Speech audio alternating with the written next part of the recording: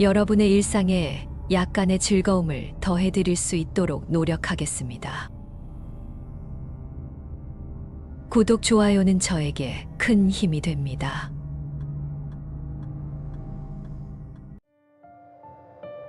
옛날 조선시대의 산골짜기 끝자락에 자리 잡은 한 조그만 마을은 사람들 사이에서 특별한 곳으로 알려져 있었습니다. 이 마을은 깊은 산 속에 숨어 있어 마치 세상의 소란스러움에서 벗어난 듯한 평화로움을 유지하고 있었습니다. 그러나 이 평화는 겉으로만 보이는 것이었으며 마을 안에는 오랜 세월 동안 숭배해온 수호신이 있었습니다. 이 수호신은 자연적인 에너지가 강한 존재로 마을 사람들의 안녕과 풍요를 지켜주는 역할을 해왔습니다. 그러나 세월이 흐르면서 사람들의 마음속에 부정적인 기운과 의심이 스며들기 시작했습니다. 마을에 불행과 질병이 찾아오면 사람들은 그 원인을 수호신에게 돌렸고 그들의 믿음은 점차 흔들리기 시작했습니다. 이러한 인간들의 음성적인 정신과 부정적인 기운은 점차 수호신에게 영향을 미치기 시작했고 그 결과 수호신은 사람들의 두려움과 부정에 의해 귀매로 변해버렸습니다.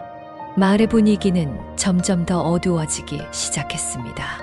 한때 사람들이 즐겁게 모여 이야기를 나누던 거리는 이제 적막하고 음습한 곳으로 변해버렸습니다. 밤이 되면 마을은 더욱 고요해지고 사람들은 집 안에 틀어박혀 나오지 못했습니다. 귀매의 존재는 마을 사람들에게 큰 공포로 다가왔으며 그 존재감은 밤마다 더욱 선명하게 드러났습니다.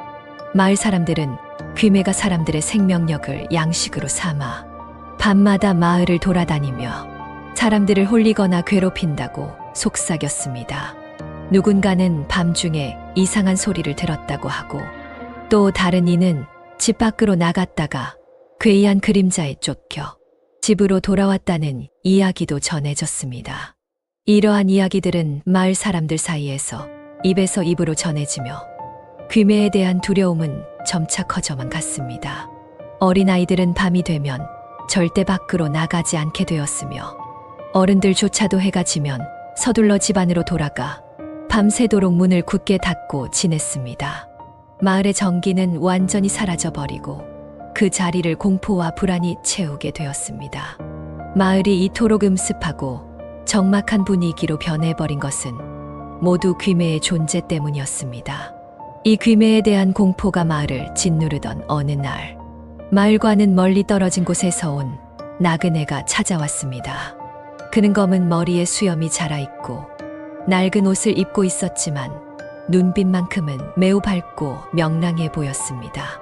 나그네는 마을 사람들이 자신을 경계하는 것을 느꼈지만 아랑곳하지 않고 마을 한가운데 자리 잡은 주막에 머무르기로 했습니다. 나그네는 주막에 머무는 동안 마을 사람들과 조금씩 어울리기 시작했습니다. 처음에는 마을 사람들이 그를 경계했지만 그의 따뜻한 마음씨와 친절한 성품에 점차 마음을 열기 시작했습니다. 나그네는 마을 사람들로부터 귀매에 관한 이야기를 듣고 그 존재에 대해 깊은 관심을 보였습니다. 그는 곧바로 귀매를 직접 만나보겠다고 결심했습니다. 나그네는 자신이 무슨 일을 하러 왔는지, 왜 귀매를 만나려는지에 대해 말해주지 않았지만 마을 사람들은 그가 무언가 중요한 일을 하기 위해 왔다고 짐작했습니다. 그날 밤 나그네는 혼자서 귀매가 가장 자주 나타난다고 알려진 마을 뒤편의 오래된 신당으로 향했습니다. 신당은 수백 년 동안 그 자리를 지켜오며 마을의 수호신을 모시던 곳이었습니다. 하지만 지금은 폐허가 되어 있었고 그곳의 기운은 이미 귀매에 의해 오염되어 있었습니다. 시간이 조금씩 흐르면서 신당의 어둠은 더욱 짙어졌고 나그네와 귀매 사이의 공기는 무겁게 가라앉았습니다. 나그네는 신당에 앉아 명상을 하기 시작했습니다.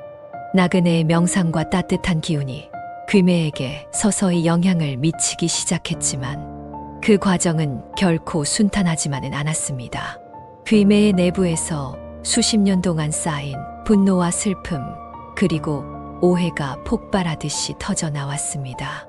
어둠 속에서 귀매의 울부짖음이 울려 퍼지기 시작했습니다.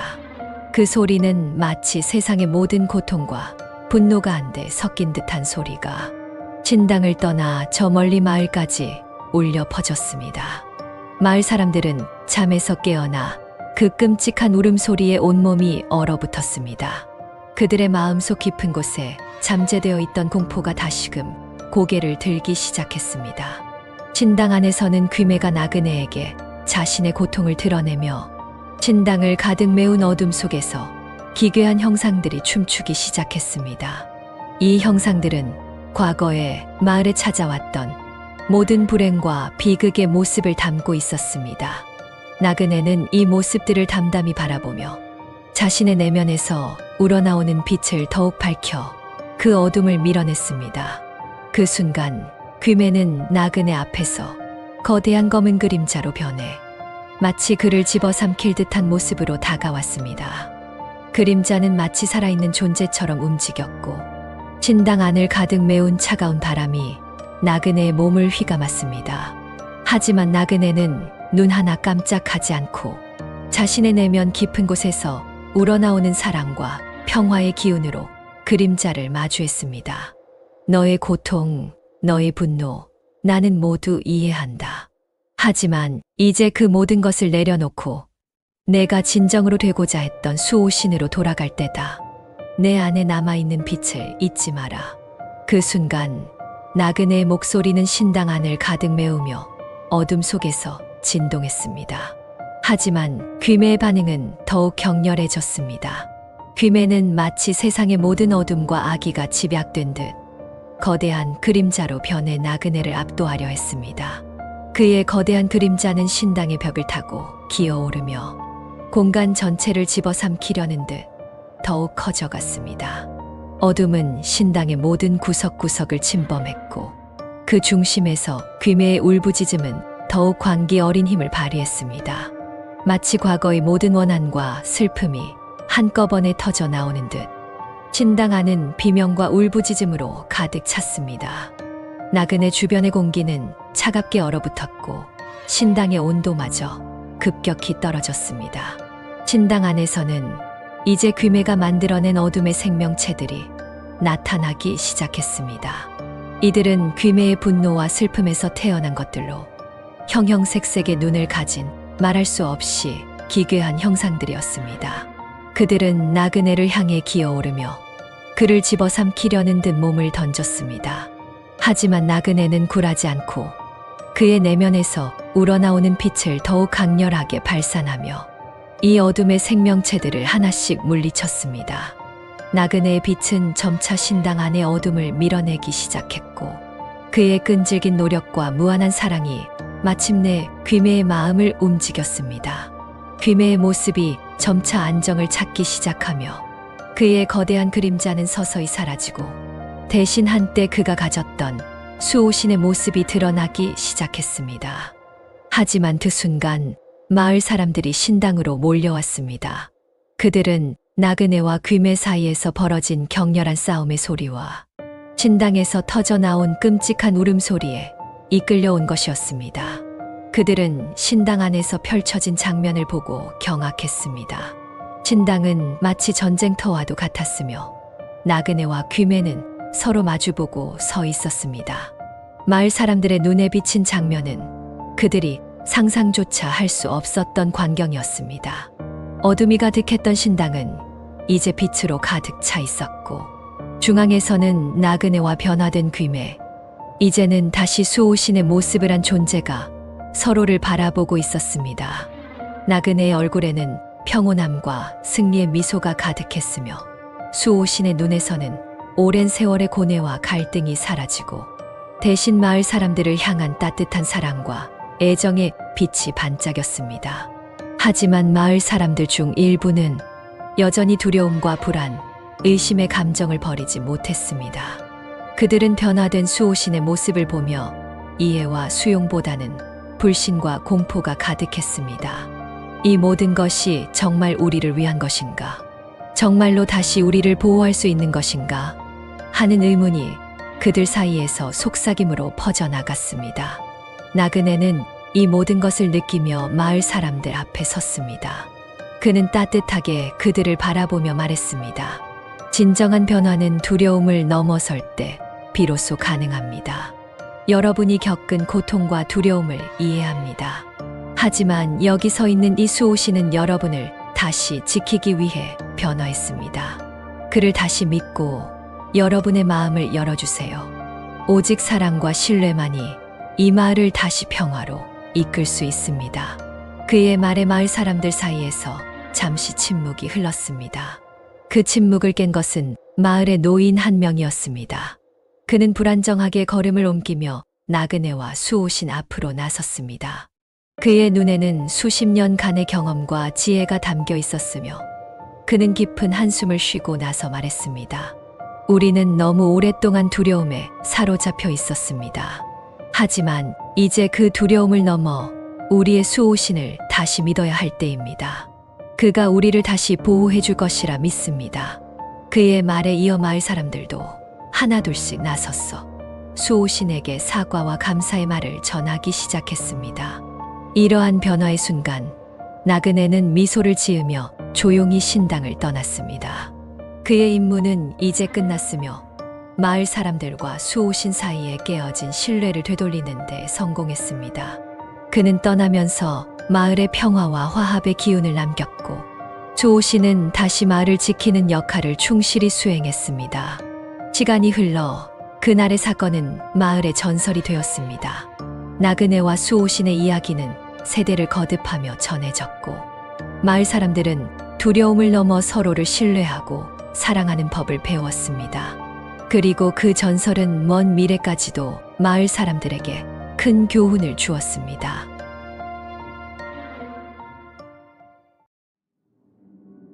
옛날 어느 깊은 산속 마을에 한 젊은 여인이 살고 있었습니다.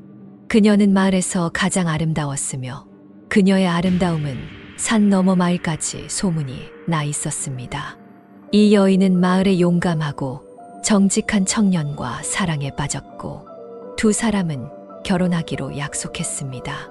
그리고 두 사람은 많은 사람들에게 축복을 받으며 결혼식을 올렸습니다. 다음 날 결혼을 한 신부는 신랑이 일하는 곳으로 점심을 싸들고 가기로 했습니다. 그날은 숲에 스산한 바람이 불며 조금 우울한 분위기였습니다. 이윽고 산을 넘어가던 중 자신을 오랫동안 짝사랑해온 마을의 한 젊은 남자에 의해 살해당하고 말았습니다. 이 남자는 신부의 사랑을 얻을 수 없다는 것을 알고 절망감에 빠져 그녀를 죽인 후 시체를 깊은 숲속에 버렸습니다. 시간이 흘러 마을 사람들은 신부가 사라진 것을 알고 수색했지만 그녀의 흔적은 찾을 수 없었습니다. 신랑은 깊은 슬픔에 잠겨 매일 숲을 헤매며 신부를 찾았지만 결국 신부를 찾지 못했습니다. 그의 사랑은 그를 이끌었지만 무엇보다도 그의 마음은 깊은 슬픔과 절망으로 가득 찼습니다. 신부의 흔적을 찾을 수 없었던 매일이 그에게는 한없이 길고 고통스러운 시간으로 다가왔습니다. 그의 발걸음은 무거웠고 그의 눈은 항상 슬픔에 젖어 있었습니다. 마을 사람들은 신랑의 고통을 보며 안타까워했지만 그 누구도 그의 슬픔을 달랠 수는 없었습니다.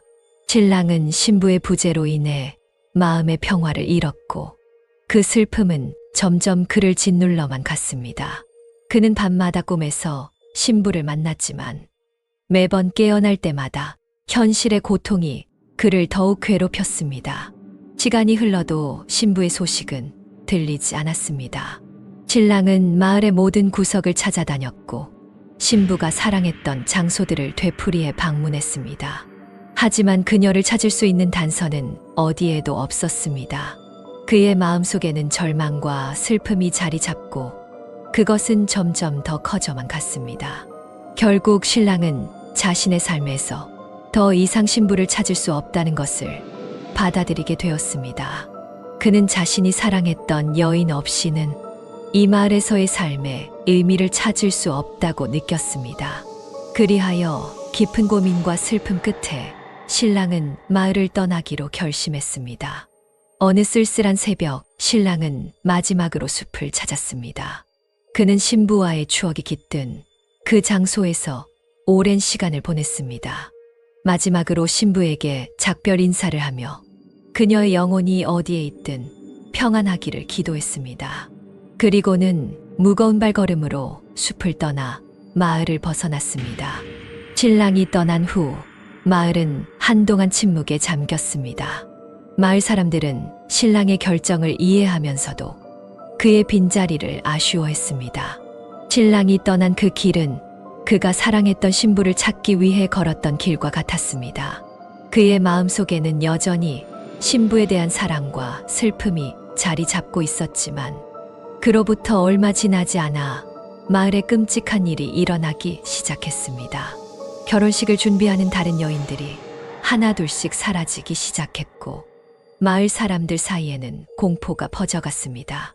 사라진 여인들은 모두 깊은 숲속에서 참혹한 모습으로 발견되었습니다. 마을 사람들은 이것이 신부의 귀신이 복수를 하고 있다고 속닥거렸습니다. 밤이면 산속 깊은 곳에서 신부의 슬픈 울음소리가 들려왔습니다. 그녀는 자신을 죽인 이와 그녀의 행복을 질투한 모든 이들에게 복수를 하고자 하는 것이었습니다. 마을 사람들은 신부의 귀신을 피해 밤에는 절대 숲으로 가지 않았으며 결혼식을 계획하는 이들은 두려움에 떨었습니다. 결국 신부의 귀신은 자신을 죽인 남자에게 복수하고자 결심했습니다. 이 남자는 죄책감과 공포에 시달리며 매일 밤 잠들지 못했고 깊은 숲속의 그 비극적인 장소를 피해 다녔습니다. 하지만 신부의 귀신은 그를 쉽게 용서할 생각이 없었습니다. 그 남자는 날이 갈수록 더욱 공포와 죄책감에 시달렸습니다. 밤이면 꿈속에서조차 신부의 귀신이 나타나 그를 괴롭혔고 낮에도 그의 뒤를 따르는 듯한 싸늘한 시선을 느꼈습니다. 숲의 깊은 곳으로는 절대 발을 들여놓지 않았으나 그의 마음속 깊은 곳에서는 이미 그가 어디로 가든 신부의 귀신으로부터 벗어날 수 없다는 것을 알고 있었습니다. 어느 습한 여름밤, 그 남자는 신부의 귀신이 자신을 찾아오는 꿈을 꾸었습니다. 꿈속에서 그는 숲속의 그 장소에 서 있었고 신부의 귀신이 차가운 안개 속에서 천천히 그에게 다가오고 있었습니다. 그녀의 얼굴은 슬픔과 분노로 일그러져 있었고 눈에서는 끝없는 고통이 비치고 있었습니다. 신부는 그에게 속삭였습니다. 너는 내 삶을 앗아갔고 이제 내 삶의 평화도 끝났다. 남자가 놀라 깨어났을 때 자신의 방 안이 이상하리만큼 차갑다는 것을 느꼈습니다. 숨을 쉴 때마다 입에서 하얀 입김이 나왔고 방 안에는 싸늘한 안개가 자욱했습니다. 그때 방 한쪽 구석에서 신부의 귀신의 모습이 서서히 드러냈습니다. 그녀의 눈빛에서는 말할 수 없는 슬픔과 복수의 열망이 느껴졌습니다. 남자는 공포에 질려 그 자리에서 움직일 수 없었습니다. 신부의 귀신은 천천히 그에게 다가와 차가운 손으로 그의 얼굴을 쓰다듬었습니다. 그 순간 남자의 몸은 마치 얼음처럼 차가워졌고 그의 마음속 깊은 곳에 숨겨진 모든 죄책감과 두려움이 한꺼번에 쏟아져 나왔습니다. 신부의 귀신은 그에게 속삭였습니다. 너는 나의 삶을 빼앗았고 이제 나는 내 영혼을 가져가겠다. 내가 저지른 죄에 대한 대가를 치르게 될 것이다. 그 소리는 점점 더 커져 마침내 그를 그녀가 살해당한 그 장소로 이끌었습니다. 달빛 아래 그는 희미하게 빛나는 신부의 모습을 보았습니다. 그녀의 얼굴은 슬픔과 분노로 일그러져 있었고 어둠 속에서도 유령처럼 빛났습니다. 신부의 귀신은 그에게 다가가며 슬프고 분노에 찬 목소리로 말했습니다. 너는 나의 사랑과 행복을 앗아갔어. 이제 너도 나와 같은 운명을 맞이할 거야. 그 순간 숲은 더욱 어두워졌고 스산한 바람이 불기 시작했습니다. 남자는 두려움에 떨며 도망치려 했지만 신부의 귀신은 그를 쉽게 놓아주지 않았습니다. 그녀는 그를 숲속 깊은 곳으로 이끌었고 그곳에서 그는 자신의 행동에 대한 대가를 치렀습니다. 이후로 그 남자는 다시는 마을에 돌아오지 못했으며 그가 어떤 운명을 맞이했는지 아무도 모릅니다. 그러나 신부의 귀신은 아직 분노가 가라앉지 않았습니다. 그녀는 자신을 죽인 남자에게 복수를 했지만 그녀의 영혼은 여전히 불안한 평화를 찾지 못했습니다.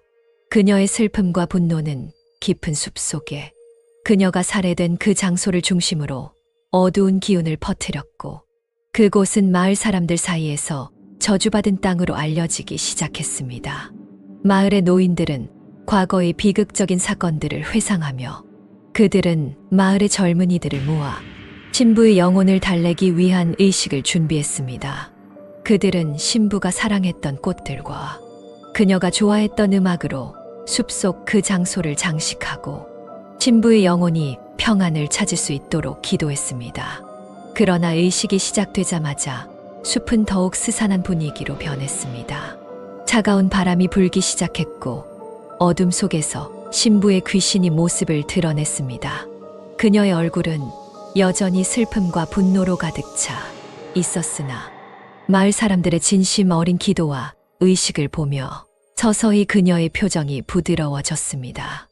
마을 사람들은 신부의 귀신에게 사죄하며 그녀의 죽음에 대한 슬픔과 마을로 가져온 고통에 대한 미안함을 표현했습니다.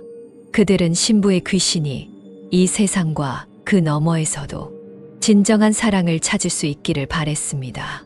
이윽고 신부의 귀신은 마을 사람들 앞에서 천천히 사라져갔고 그녀가 사라진 후 숲은 평온함을 되찾았습니다. 마을 사람들은 그녀의 영혼이 마침내 평안을 찾았다고 믿었고 그날 이후로 저주받은 땅은 다시는 마을 사람들에게 위협이 되지 않았습니다. 하지만 때때로 특히 밤이 깊어질 때 숲에서는 여전히 슬픈 울음소리가 들려오곤 합니다. 이는 신부의 귀신이 아니라 그녀의 사랑과 슬픔, 복수의 이야기를 기억하는 숲의 방식일지도 모릅니다. 그녀의 이야기는 세월이 흘러도 마을 사람들의 마음 속에 깊이 남아 사랑하는 이를 진심으로 소중히 여기고 질투나 증오에 휩싸이지 않도록 경고하는 영원한 교훈이 되었습니다. 그리하여 깊은 숲속의 마을은 다시는 과거의 비극을 되풀이하지 않기를 바라며 평화와 사랑이 가득한 곳으로 거듭났습니다.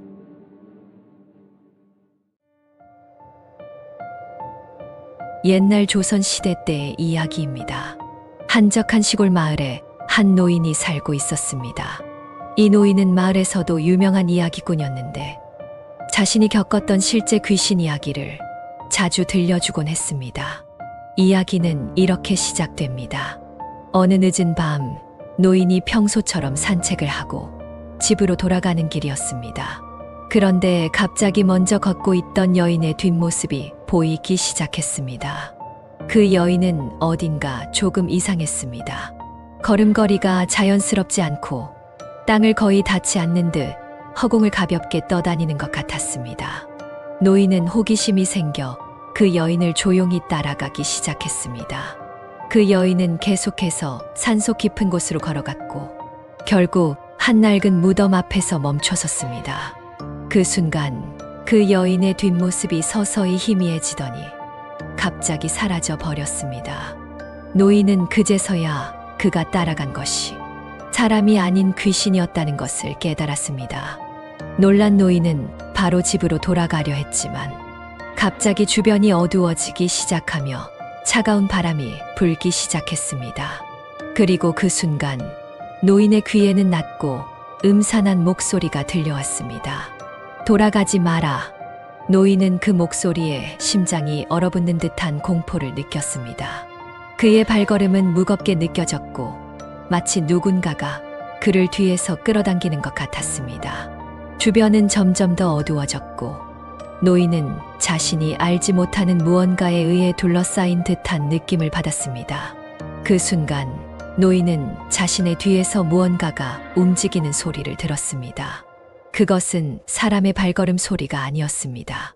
마치 무언가가 기어다니는 듯한 기분 나쁜 소리였습니다. 노인은 공포에 질려 뒤를 돌아보려 했지만 마치 몸이 굳어버린 듯 움직일 수 없었습니다. 그때 갑자기 차가운 손이 노인의 어깨를 잡았습니다. 손은 뼈와 같이 차가웠고 그 순간 노인은 온몸에 소름이 돋았습니다. 노인은 모든 힘을 모아 그 손을 힘껏 털어내며 앞으로 달려나갔습니다. 그러나 노인이 달리는 길목마다 이상하고 끔찍한 형상들이 나타나기 시작했습니다. 안개 속에서 반쯤 썩은 얼굴을 한 사람들이 나타났다 사라졌고 비명을 지르는 소리가 주변을 메웠습니다. 나무들은 마치 노인을 가로막으려는 듯 그의 길을 막았고 바람은 점점 더 차갑고 매서워졌습니다. 노인은 자신이 귀신들의 세계로 들어선 것이 아닌가 하는 생각에 사로잡혔습니다. 노인이 마침내 집에 도착했을 때 그는 뒤도 돌아보지 않고 문을 활짝 열고 안으로 뛰어들어갔습니다. 그는 문을 세게 닫고 잠그며 창문을 닫고 방 안의 촛불을 여러 개 켰습니다. 하지만 그의 마음속 깊은 곳에서는 그 끔찍한 경험이 그를 계속 따라다닐 것이라는 두려움이 자리 잡고 있었습니다. 그날 밤 노인은 잠을 잘 수 없었습니다. 어둠 속에서 계속해서 속삭이는 목소리들과 기이한 소리들이 그의 귀를 괴롭혔습니다. 노인은 알게 되었습니다. 그가 그날 밤 만난 것은 단순한 귀신이 아니라 과거의 마을의 어두운 비밀을 지닌 더 큰 무언가였음을. 그날 밤부터 이상한 일이 계속되기 시작했습니다. 밤이 깊어가면서 집안 곳곳에서 들려오는 소리는 점점 더 선명해졌습니다. 처음에는 가까스로 들을 수 있는 작은 속삭임 같은 것이었지만 시간이 지날수록 그 소리는 뚜렷한 말소리로 변해갔습니다. 도와주세요, 도와주세요. 끊임없이 반복되는 이 음성은 마치 어둠 속에서 길을 잃고 헤매는 누군가의 간절한 부름처럼 들렸습니다.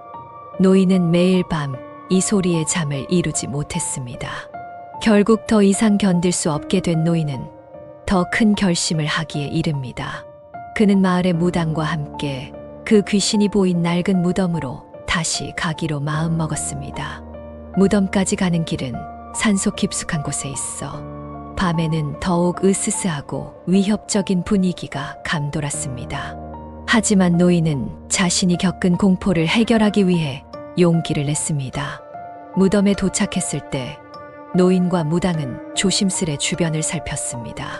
무당은 주변에 이상한 주문을 외우기 시작했고 그 순간 주변의 공기가 무겁게 변하기 시작했습니다.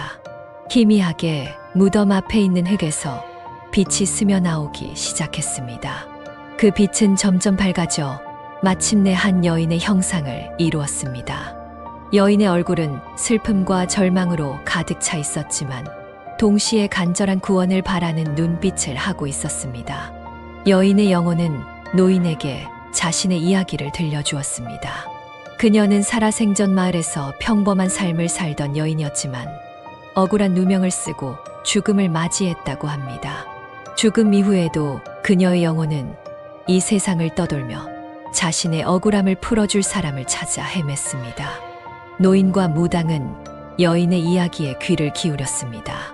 여인은 마을의 재산을 둘러싼 다툼에서 누명을 쓰고 그 결과로 요물이라는 무서운 혐의를 받았다고 했습니다. 사람들의 두려움과 오해 속에서 그녀는 억울한 죽음을 맞이했으며 그녀의 죽음 이후로도 그녀의 가족은 마을에서 쫓겨나야 했습니다. 여인의 영혼은 노인과 무당에게 자신의 명예를 회복해 줄 것을 부탁했습니다. 그녀의 이야기가 진실로 드러나고 그녀의 가족이 겪은 고통이 치유되기를 바랬습니다. 노인과 무당은 여인의 부탁을 듣고 그녀의 억울함을 풀어주기 위해 마을 사람들에게 진실을 알리기로 결심했습니다.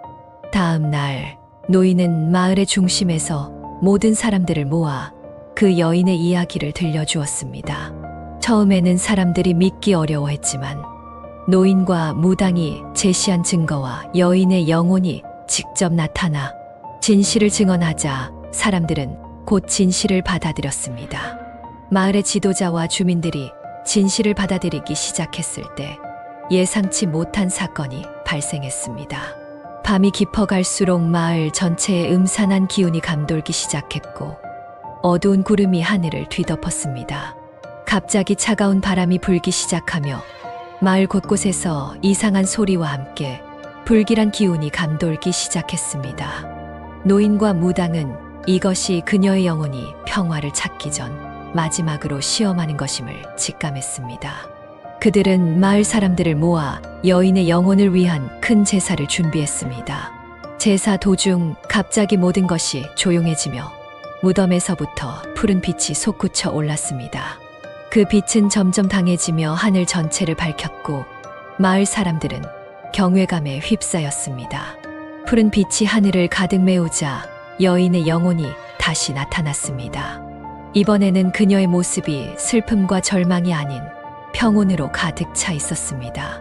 그녀의 영혼 주변에서는 따뜻한 빛이 흘러나와 마을 사람들을 하나하나 감싸 안았고 그 순간 마을 사람들은 각자 마음속 깊은 곳에 숨겨진 고통과 슬픔이 치유되는 것을 느꼈습니다. 하지만 그 평화로운 순간도 잠시 갑자기 여인의 뒤에서 거대한 그림자가 나타났습니다. 그것은 여인을 억울하게 죽음으로 몰고 간 악한 영혼들의 집합체였습니다. 그들은 자신들의 죄가 드러나자 복수를 위해 돌아온 것이었습니다. 노인과 무당은 마을 사람들을 보호하기 위해 앞으로 나섰고 무당은 강력한 주문을 외우기 시작했습니다. 주변의 공기가 무겁게 진동하며 무당과 악한 영혼들 사이에는 보이지 않는 전투가 시작되었습니다. 마을 사람들은 두려움과 걱정 속에서도 서로의 손을 꼭 잡고 여인의 영혼과 노인, 무당에게 힘을 보냈습니다. 결국 무당의 주문이 울려 퍼지며 악한 영혼들은 하나둘씩 사라지기 시작했습니다. 마지막 하나 남은 악한 영혼이 사라지자 밤하늘은 다시 평온을 되찾았고 어두웠던 구름은 걷혔습니다. 푸른 빛은 여전히 마을을 밝히고 있었지만 이제 그것은 따뜻하고 안정적인 기운을 전달했습니다. 전투가 끝나고 마을 사람들은 안도의 숨을 쉬었습니다. 그들은 노인과 무당 그리고 여인의 영혼에게 깊은 감사를 표했습니다. 여인의 영혼은 노인과 무당 그리고 모든 마을 사람들에게 깊은 감사를 표했습니다. 그녀의 목소리는 깊은 산속에 부드럽게 울려 퍼졌고 여러분의 용기와 사랑 덕분에 이제 저는 평화롭게 떠날 수 있습니다. 마을에는 더 이상 어둠이 찾아오지 않을 것입니다. 라고 말했습니다. 그 말과 함께 여인의 영혼은 빛과 함께 천천히 사라졌고 마을은 다시 평화를 되찾았습니다. 그날 이후로 마을 사람들은 서로를 더욱 돌보고 존중하는 법을 배웠으며 노인의 이야기는 세대를 거쳐 전해지며 마을의 베푼 용기와 사랑의 중요성을 영원히 기억하게 되었습니다. 노인은 여전히 이야기꾼으로 마을에서 존경받았고 그의 이야기들은 사람들에게 용기와 희망을 주었습니다. 무당 역시 마을의 지혜로운 영웅으로 여겨졌고 그들의 행위는 오랫동안 전설처럼 회자되었습니다. 여인의 영혼이 사라진 뒤 마을에는 놀라운 변화가 일어났습니다. 작물들이 유난히 잘 자라기 시작했고 마을 주변의 자연은 더욱 푸르러졌습니다. 마을 사람들은 이 모든 것이 여인의 영혼이 가져다준 축복이라고 믿었습니다. 마을의 어린이들은 노인으로부터 이 이야기를 듣고 자랐고 그들은 세상에 대한 두려움보다는 사랑과 용기를 품고 살아가게 되었습니다. 그 이야기는 마을 사람들 사이에서 전해져 어둠이 찾아와도 항상 빛이 승리한다는 희망의 메시지를 남겼습니다. 노인의 이야기는 시간이 지남에 따라 변형되고 확장되었지만 그 핵심 메시지는 변하지 않았습니다. 사랑과 용기, 희망은 어떤 어둠도 이겨낼 수 있는 힘이며 진실과 정의는 결국 승리한다는 것입니다. 이 옛날 이야기는 오늘날까지도 많은 사람들에게 전해지며 세대를 넘어 사람들의 마음속에 용기와 사랑 그리고 평화의 씨앗을 심어줍니다.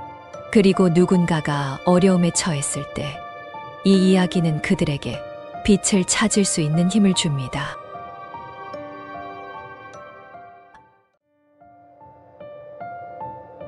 조선 중종시대 어느 평안도의 적막한 마을에는 젊은 선비가 있었습니다.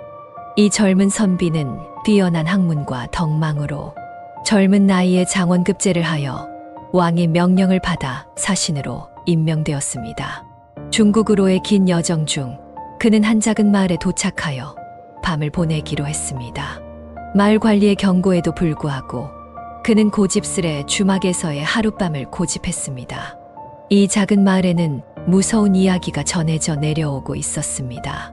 주막 주변에는 음산한 기운이 돌고 정체 모를 원귀가 나타난다는 소문이 파문처럼 퍼져 있었습니다. 밤이 깊어가자 젊은 선비가 머무는 방에서는 기이한 현상이 일어났습니다. 천장의 들보에서 마치 지옥의 귀문이 열리는 듯 온몸이 분리된 채로 한 여인의 원귀가 나타났습니다. 발, 다리, 머리, 가슴, 배가 차례대로 바닥으로 떨어져 죽음의 춤을 추듯 서서히 연결되기 시작했습니다. 이 분리된 신체 부위들은 점차 모여 하나의 여인으로 완성되었습니다. 여인의 원귀는 소리 없는 비명을 지르며 젊은 선비 앞에 서 있었습니다. 젊은 선비는 숨을 쉴 수 없을 정도로 공포에 사로잡혀 있었습니다. 그의 마음은 공포와 두려움으로 가득 차 있었으며 눈앞에 펼쳐진 광경은 마치 악몽 같았습니다. 여인의 원귀는 슬픔과 분노가 서린 눈빛으로 젊은 선비를 바라보았고 그녀의 입에서는 자신의 비극적인 사연이 흘러나왔습니다. 그녀는 생전에 이 마을의 기생이었다고 합니다. 어느 날 마을의 한 관노에게 겁탈당하게 되었고 그녀는 목숨을 걸고 저항했습니다. 그러나 관노의 분노는 끝을 알 수 없었고 결국 그는 여인을 큰 바위 아래로 밀어 절벽에서 떨어져 죽었습니다. 여인의 몸은 온몸이 분리되어 참혹한 죽음을 맞이했습니다. 그녀의 원귀는 이 세상에 억울함과 분노를 가득 품고 주막을 찾는 이들에게 자신의 이야기를 전하고자 했습니다. 젊은 선비는 공포에 질려 있으면서도 여인의 슬픈 이야기에 귀를 기울였습니다. 그녀의 말이 끝나자 방 안에는 잠시 동안 침묵이 흘렀습니다. 젊은 선비는 그녀의 슬픔과 분노가 담긴 눈빛을 잊을 수 없었습니다. 그 순간 선비의 마음속에는 공포 이상의 감정, 즉 그녀에 대한 깊은 연민이 자리 잡았습니다. 그는 조심스레 입을 열어 그녀의 억울함을 풀어주겠다고 약속했습니다. 여인의 원귀는 처음으로 희망의 빛을 느낀 듯 슬픈 미소를 지으며 선비를 바라보았습니다. 그녀는 자신이 겪은 고통과 억울함을 세상에 알릴 수 있는 유일한 기회를 얻었다고 느꼈습니다. 그녀는 젊은 선비에게 자신이 죽은 장소를 알려주었고 그곳에서 자신의 유해를 찾아달라고 부탁했습니다. 젊은 선비는 새벽이 밝자마자 여인이 알려준 장소로 향했습니다. 큰 바위 아래에 도착한 그는 끔찍한 광경을 목격했습니다. 여인의 말대로 그녀의 유해는 여러 조각으로 나뉘어져 있었고 이는 그녀가 겪은 참혹한 죽음을 증명하고 있었습니다. 선비는 마을 사람들을 모아 그녀의 유해를 수습했고 마을 사람들과 함께 온전한 장례를 치르기 위해 부지런히 움직였습니다. 마을의 사람들은 처음에는 공포와 두려움에 휩싸여 있었지만 젊은 선비의 결단력 있는 행동에 조금씩 마음을 열기 시작했습니다. 선비는 마을의 장로와 더불어 여인의 영혼이 영원한 안식을 찾을 수 있도록 정성껏 장례 절차를 준비했습니다. 그들은 여인의 죽음이 주막과 마을에 드리운 어두운 그림자를 걷어내고자 했습니다. 장례식 날 마을 사람들은 조용히 모여 여인의 넋을 기렸습니다. 젊은 선비는 슬픔과 연민을 담아 조문의 말을 전하며 여인의 영혼이 평화를 찾기를 간절히 바랐습니다. 장례식이 끝난 후 선비는 마을의 장로들과 함께 여인을 죽음에 이르게 한 관노를 찾아내기 위한 계획을 세웠습니다. 장례식이 끝나고 마을은 잠시 평화를 되찾은 듯 했으나 젊은 선비의 마음 한켠에는 여전히 해결되지 않은 문제가 남아 있었습니다. 그는 여인을 죽음에 이르게 한 관노를 찾아내 정의를 실현하기로 결심했습니다. 선비는 마을의 장로들과 함께 수많은 증언과 증거를 수집하기 시작했습니다.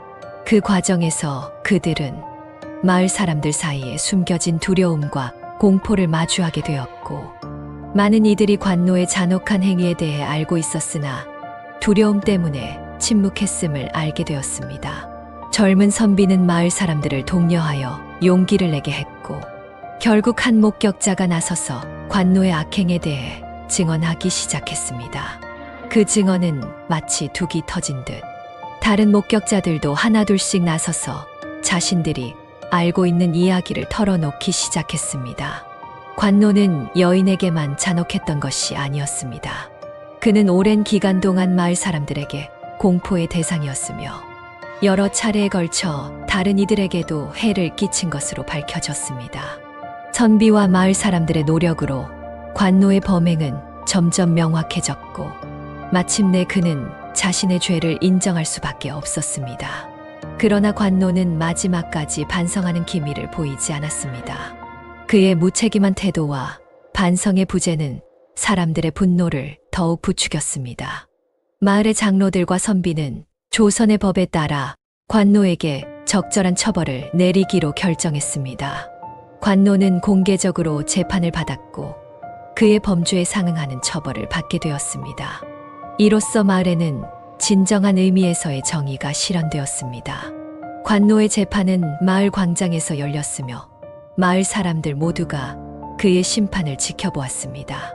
젊은 선비는 재판 과정을 진행하며 관노에 대한 명확한 증거와 증언을 제시했습니다.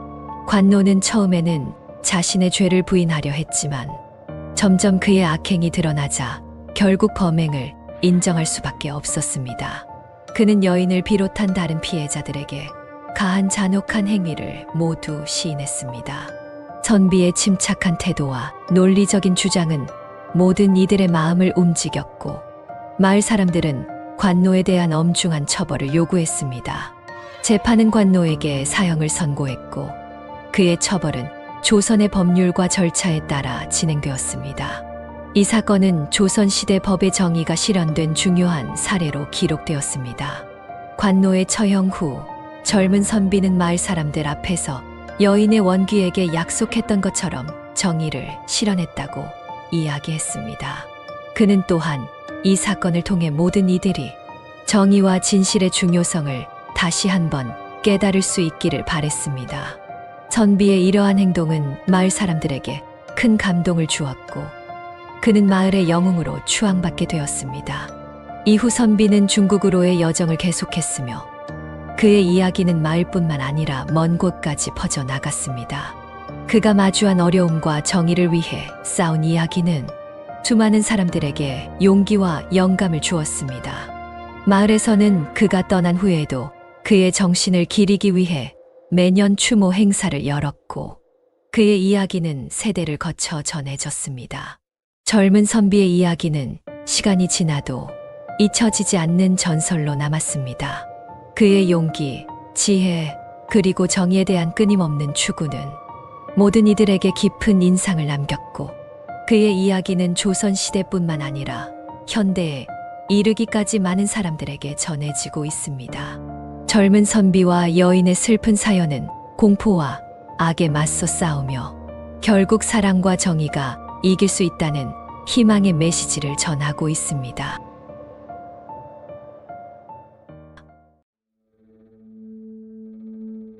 옛날 한적한 마을 근처 깊은 숲속에는 시간이 멈춘 듯 서 있는 귀문이라 불리는 신비로운 문이 있었습니다. 이 문은 낮에는 그 어디에서도 찾아볼 수 없었으나 밤이 내리고 안개가 자욱히 깔리기 시작하면 어디선가 갑자기 나타났습니다. 귀문은 오래된 나무로 만들어진 것처럼 보였지만 그 표면은 시간이 흘러도 변하지 않는 어둠에 삼켜지지 않는 신비한 광택을 띠고 있었습니다. 전설에 따르면 귀문은 이승과 저승 사이의 경계를 이루는 관문으로 한 번 그 문턱을 넘어서면 이승의 삶을 영원히 뒤로하고 저승으로 사라지게 된다고 했습니다. 이 문 주변은 항상 음산하고 쓸쓸한 기운으로 가득 차 있어 사람들은 그 주변을 멀리했습니다. 밤이 되면 숲속의 정적을 깨며 들려오는 신음소리와 속삭임이 이곳을 더욱 무서운 장소로 만들었습니다. 어느 날 밤 한 거대한 폭풍이 마을을 강타했습니다. 폭풍이 지나간 후 마을 사람들은 귀문 주변의 숲이 이전과는 사뭇 다른 분위기를 풍기고 있다는 것을 느꼈습니다. 평소보다 더 짙은 안개가 귀문을 감싸고 있었고 그 안에서 들려오는 소리들은 더욱 선명하고 때로는 절규하는 듯 들렸습니다. 사람들은 이를 두려워하며 귀문에 대한 새로운 이야기들이 마을 사람들 사이에 퍼지기 시작했습니다. 폭풍이 지나간 밤, 귀문 주변의 숲은 이제까지와는 전혀 다른 모습을 드러냈습니다. 짙은 안개가 숲을 덮은 가운데 귀문은 그 어느 때보다도 선명하게 그 모습을 드러냈고 그 주위를 감싸는 공기는 냉기로 가득 찼습니다. 안개 속에서 귀문은 마치 살아있는 것처럼 움직이는 듯 보였으며 그 문턱을 넘는 것은 이승의 모든 것을 뒤로한 채 다른 세계로의 여정을 시작하는 것과 같았습니다. 이 밤 귀문 주변에서는 더욱 기괴한 현상이 일어났습니다. 안개 사이로 마치 영혼들이 떠도는 듯한 형상들이 모습을 드러내기 시작했습니다. 그들은 무언가를 탐색하는 듯 또는 자신들이 떠나온 이승으로 돌아가고자 하는 듯 숲속을 떠돌았습니다. 사람들은 이야기했습니다. 이 형상들은 귀문을 통해 저승으로 가지 못하고 이승과 저승 사이에서 길을 잃은 영혼들이라고. 그 중에서도 하나의 형상이 특히 마을 사람들 사이에서 소문이 자자했습니다. 이 형상은 마치 귀문의 문지기와도 같았으며 어떤 이는 그것이 귀문을 넘으려는 이들을 막으려 한다고 전했습니다. 다른 이들은 그 형상이 사실은 귀문을 넘은 이들을 저승으로 안내하는 길잡이라고 이야기했습니다. 하지만 정확한 진실은 아무도 모르는 일이었습니다. 이 형상은 안개 속에서 나타났다, 사라지기를 반복했으며 그 모습은 누구도 분명히 기억할 수 없는 매우 애매모호한 것이었습니다. 그 문지기로 여겨지는 형상의 전설은 시간이 흐를수록 마을 사람들 사이에서 더욱 신비롭고 공포스러운 이야기로 자리 잡았습니다. 그 형상은 가끔씩 귀문 근처를 배회하는 것이 목격되었으나 그 정체나 목적에 대해서는 오로지 추측만이 난무할 뿐이었습니다. 일각에서는 그것이 과거 귀문을 통과하려다 저주받은 영혼이라 하고 또 다른 이들은 그것이 저승의 문지기 혹은 이승과 저승을 오가며 영혼들을 인도하는 존재라 여겼습니다. 어느 밤 마을의 한 젊은이가 귀문의 비밀을 풀기 위해 숲속으로 들어갔습니다. 안개가 짙게 깔린 숲속에서 그는 길을 잃고 방황하다가 마침내 귀문 앞에 도달했습니다. 문 앞에 서자 그는 마치 다른 세계의 기운을 느낄 수 있었으며 귀문 너머에서는 알 수 없는 소리들과 함께 차가운 바람이 불어왔습니다. 그 순간 안개 사이에서 그 문지기로 여겨지는 형상이 나타났고 그 모습은 공포와 경외심을 동시에 불러일으켰습니다. 형상은 말없이 젊은이를 바라보았고 그의 눈앞에서 서서히 모습을 드러냈습니다. 그것은 인간의 형태를 하고 있었으나 몸 전체에서 나는 빛과 그 주위를 둘러싼 안개는 그것이 이승의 존재가 아님을 분명히 했습니다. 젊은이는 그 형상에게 다가가려 했으나 갑자기 몸이 움직이지 않았고 그 순간 형상은 손짓으로 귀문을 가리켰습니다. 그것은 마치 젊은이에게 경고하는 듯 귀문을 넘어선다면 돌이킬 수 없는 길을 걷게 될 것임을 알렸습니다. 젊은이는 깊은 고민에 빠졌습니다. 귀문 너머의 세계에 대한 호기심과 두려움 사이에서 갈등했습니다. 그러나 결국 그는 문지기의 경고를 받아들이고 귀문을 넘어서는 것을 포기하기로 결심했습니다. 숲으로 돌아가는 길에 젊은이는 뒤돌아보았으나 귀문도 그 문지기로 여겨지는 형상도 이미 사라진 뒤였습니다. 숲을 빠져나오며 젊은이는 마치 무거운 짐을 내려놓은 듯한 안도감을 느꼈습니다. 그러나 그의 마음 한편에는 포기해야만 했던 귀문 너머의 세계에 대한 깊은 호기심과 약간의 후회가 남아 있었습니다. 마을로 돌아가는 길에 젊은이는 그가 겪은 일을 어떻게 사람들에게 전할지 또 어떤 반응을 받게 될지에 대해 고민했습니다. 돌아온 젊은이가 마을에 이르렀을 때 그의 얼굴에는 두려운 밤을 보낸 듯한 흔적이 역력했습니다. 마을 사람들은 그의 변화된 모습에 놀라며 그에게 다가왔고 젊은이는 자신이 겪은 일을 조심스럽게 이야기하기 시작했습니다. 그의 목소리는 가끔씩 떨리고 이야기하는 동안 그의 눈은 멀리 텅 빈 공간을 응시하는 듯 했습니다. 그가 전한 이야기는 마을 사람들의 가슴을 서늘하게 만들었습니다. 그들 중 일부는 공포로 인해 밤이 되면 창문을 굳게 닫고 문 밖으로 나가지 않게 되었습니다. 젊은이의 이야기가 마을에 퍼진 후 몇몇 호기심 많은 이들이 숲으로 가보려는 시도를 했으나 그들 중 어느 누구도 실제로 귀문까지 다다르지 못했습니다. 숲은 그들에게 미로와도 같았고 어떤 이들은 길을 잃고 몇 시간 동안이나 방황한 끝에 겨우 마을로 돌아올 수 있었습니다. 그들은 숲속에서 이상한 소리들을 들었다고 말했고 누군가가 자신들을 지켜보고 있다는 느낌을 받았다고 전했습니다. 시간이 지날수록 귀문에 대한 이야기는 더욱 공포스러운 세부 사항들로 채워졌습니다. 어떤 밤에는 마을 사람들이 집단으로 귀문 주변의 숲에서 들려오는 비명과 신음소리를 듣기도 했습니다. 이 소리들은 마을의 가장자리에 있는 집들에서 더욱 선명하게 들렸으며 그 집들의 주민들은 밤마다 공포에 떨며 잠을 이루지 못했습니다. 한편 귀문의 문지기로 여겨지는 형상에 대한 이야기도 점점 더 무서운 방향으로 변해갔습니다.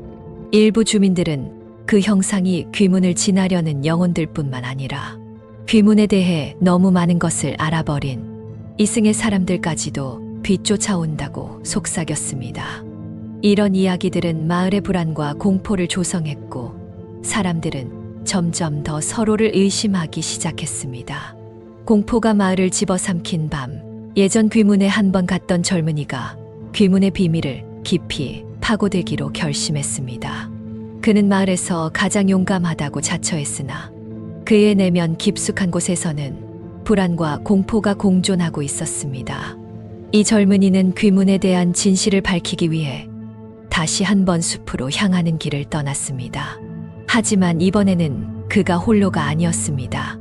몇몇 마을 사람들이 그의 용기에 감동받아 함께 동행하기로 결정했습니다. 그들은 깊은 밤 횃불을 들고 어둠 속을 걸었습니다. 숲은 이전 방문 때보다 훨씬 더 음산하고 불길한 기운으로 가득 차 있었습니다. 나뭇가지는 바람에 흔들리며 기이한 소리를 내고 멀리서는 알 수 없는 동물의 울음소리가 들려왔습니다. 그들이 귀문에 가까워질수록 안개는 점점 더 짙어지고 주변의 온도는 눈에 띄게 떨어졌습니다. 마치 다른 세계로 들어서는 듯한 기분이었습니다. 숲속의 길을 따라가던 그들은 갑자기 앞을 가로막는 기이한 현상에 직면했습니다. 마치 눈앞의 공간이 일그러지는 듯 현실과는 동떨어진 광경이 펼쳐졌습니다. 그 순간 귀문의 문지기로 여겨지는 형상이 안개 속에서 서서히 나타났습니다. 그 모습은 이전의 젊은이가 목격했던 것과는 사뭇 달랐습니다. 형상은 더욱 위압적이고 거대해 보였으며 그 눈에서는 불길한 빛이 번뜩였습니다. 문지기는 그들 앞에 서서 한 명 한 명을 차례로 응시했습니다. 그의 시선은 마치 그들의 영혼, 깊숙한 곳을 들여다보는 듯 했습니다. 그 순간 공기 중에는 묘한 긴장감이 감돌았고 문지기의 입에서는 저음의 소리가 흘러나왔습니다. 그의 말은 인간의 언어와는 다르게 들렸으나 그 의미는 분명했습니다. 그는 그들에게 경고했습니다. 귀문 너머로 한 발짝이라도 들어선다면 그들은 영원히 돌아올 수 없을 것이라고. 이 경고에도 불구하고 그들 중 한 명이 앞으로 나서려는 순간 숲속 깊은 곳에서 기이한 소리가 들려왔습니다. 그것은 인간의 것으로는 믿기 어려운 절규와 울음소리가 섞인 것이었습니다. 그 소리는 점점 더 가까워지며 그들을 둘러싼 안개는 점점 더 짙어만 갔습니다. 마치 숲 전체가 그들을 삼키려는 듯한. 젊은이들은 길을 잃을까 두려워하며 더 이상 앞으로 나아가지 못했습니다. 그 순간 귀문의 문지기가 사라졌고 주변은 다시 고요해졌습니다. 하지만 그 고요 속에서도 저 멀리 귀문 너머에서 들려오는 알 수 없는 소리들은 그들의 불안을 가중시켰습니다.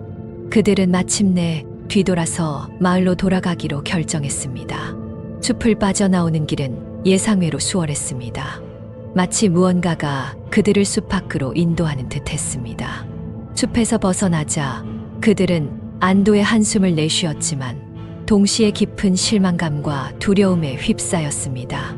그들이 경험한 일은 설명할 수 없는 일이었으며 귀문의 문지기에 대한 경고는 그들의 마음 속에 깊은 인상을 남겼습니다. 젊은이들이 마을에 돌아와 그날 밤 겪은 일을 이야기했을 때 마을 사람들은 공포에 질렸습니다.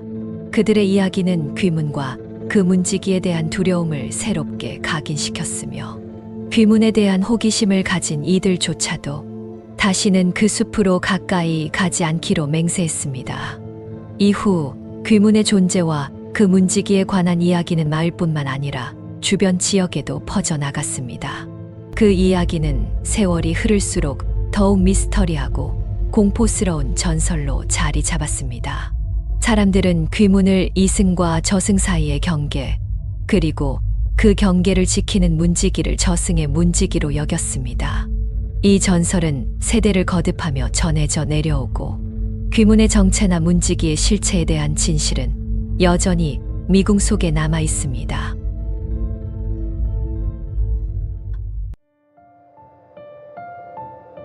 오래전부터 한 마을에는 영혼을 흡수하여 사람을 해치는 처녀악귀, 귀신에 관한 소름 끼치는 이야기가 전해져 내려왔습니다.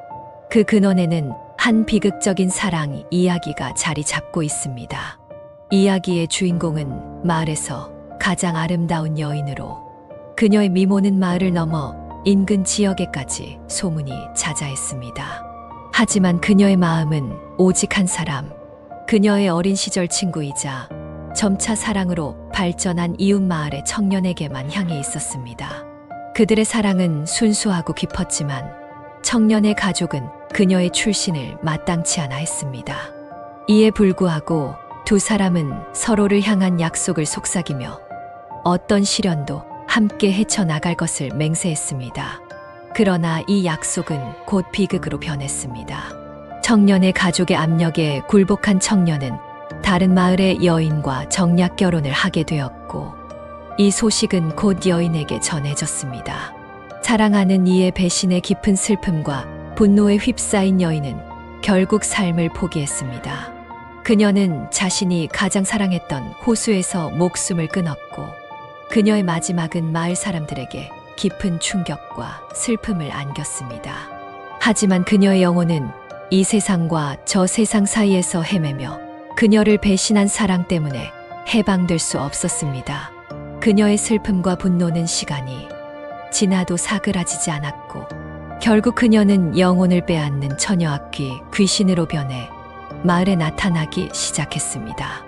처녀악귀 귀신은 주로 달밤에 나타나 사랑에 굶주린 채로 젊은이들의 영혼을 사냥했습니다. 그녀의 모습은 처음에는 매혹적인 아름다움으로 가득 차 있지만 가까이 다가갈수록 그녀의 진정한 모습이 드러났습니다. 창백한 피부, 깊게 팬 눈 밑의 어둠, 그리고 얼굴을 가로지르는 깊은 슬픔의 주름은 그녀가 겪은 비극을 말해주었습니다. 희생자들은 악귀의 슬픈 눈빛과 아름다운 목소리에 이끌려 저항할 수 없었습니다. 그녀는 그들에게 다가가 속삭이듯 말을 건네며 서서히 그들의 생명력을 빨아들였습니다. 희생자들은 점점 힘이 빠지며 쓰러졌고 마침내는 혼이 완전히 그녀에게 흡수되어 사라졌습니다. 그녀가 마을에 나타날 때마다 한밤의 고요 속에서 그녀의 노래가 들려왔습니다.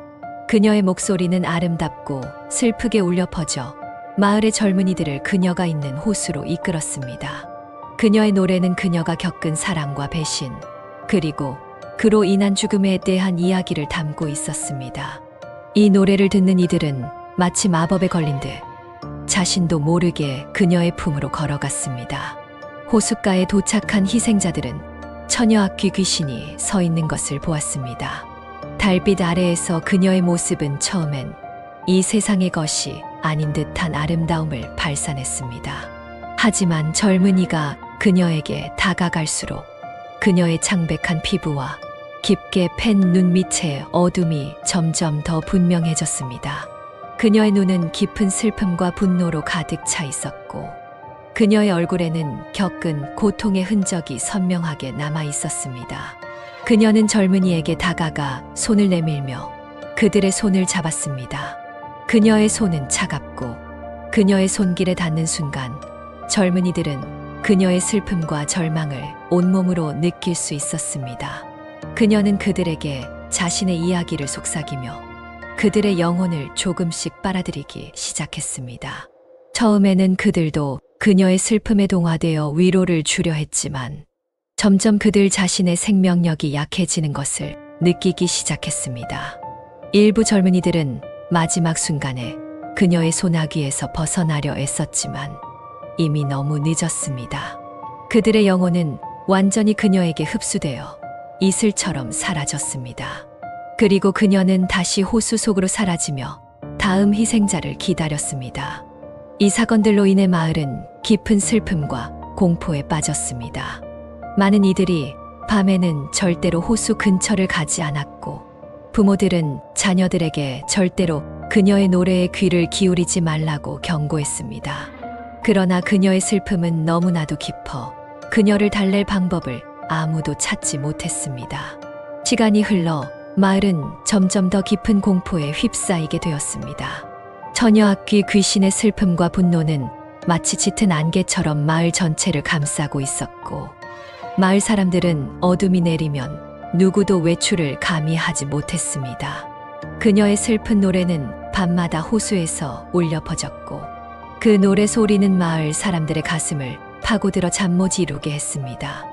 어느 날 마을에 한 노인이 찾아왔습니다. 노인은 마을보다도 오래된 것처럼 보였으며 노인의 눈은 시간을 넘어선 듯한 깊이가 있었습니다. 노인은 마을 사람들에게 처녀악귀 귀신의 슬픔을 이해하고 그녀의 영혼을 진정시킬 방법을 알고 있다고 말했습니다. 노인의 제안은 단순했지만 마을 사람들에게는 큰 용기가 필요한 일이었습니다.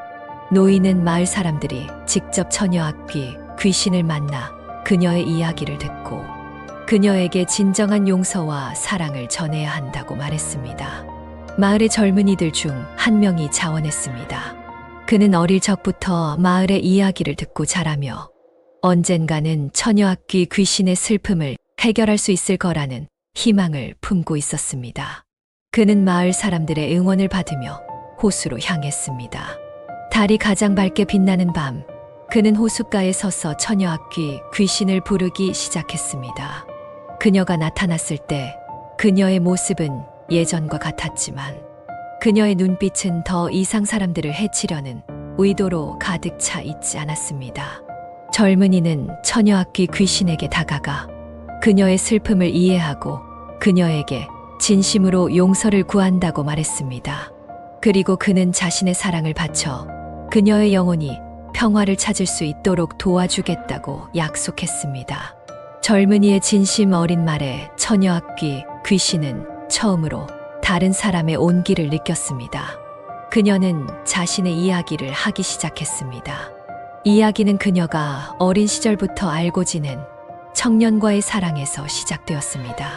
그녀는 사랑의 기쁨, 청년의 가족으로부터 받은 거부, 그리고 청년의 배신으로 인한 깊은 슬픔과 절망에 대해 이야기했습니다.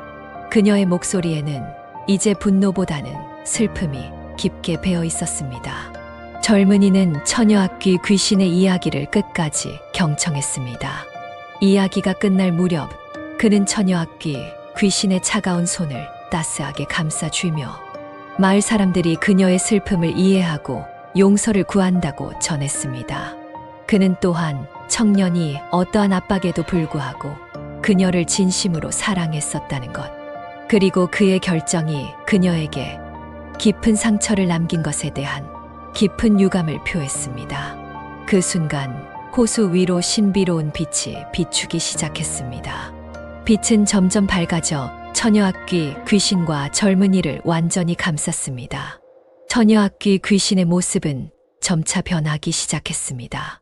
그녀의 얼굴에서 슬픔의 주름이 사라지고 창백했던 피부는 생기를 되찾았습니다. 그녀의 눈에서는 눈물이 흘렀지만 그 눈물은 슬픔이 아닌 해방과 평화의 눈물이었습니다. 빛이 사라지고 젊은이가 다시 눈을 떴을 때 처녀악귀 귀신의 모습은 사라지고 없었습니다. 대신 호수는 이전보다 더 평온하고 물빛은 더 맑게 빛나고 있었습니다. 그 순간부터 마을 사람들은 그 호수를 해방의 호수라고 부르기 시작했습니다. 이 이야기는 마을 사람들에게 전해졌고 처녀악귀 귀신에 대한 공포 대신 이제는 그녀의 슬픔을 이해하고 그녀의 영혼이 평화를 찾았다는 안도감을 느끼게 되었습니다. 젊은이의 용기와 사랑이 처녀악귀 귀신을 구원했으며 그 과정에서 마을 전체가 하나가 되어 서로를 이해하고 용서하는 방법을 배웠습니다. 매년 가장 밝은 달이 뜨는 밤, 마을 사람들은 해방의 호수에서 축제를 열어 그녀를 기리고 사랑과 용서의 중요성을 되새깁니다. 축제는 밤새도록 이어지며 호수는 아름다운 빛으로 빛나고 그녀의 이야기는 마을 사람들에게 영원히 전해집니다.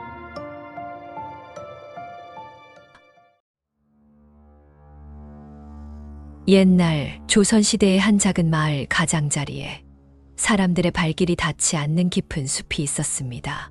이 숲은 언제나 안개로 뒤덮여 있어 낮에도 그 내부는 어둡고 음산한 기운이 감돌았습니다. 마을 사람들은 숲에 대해 이야기할 때마다 얼굴이 창백해지곤 했으며 그곳에는 들어가서는 안 된다고 경고했습니다. 그 숲 속에는 한 여인이 홀로 살고 있다는 소문이 파다했습니다.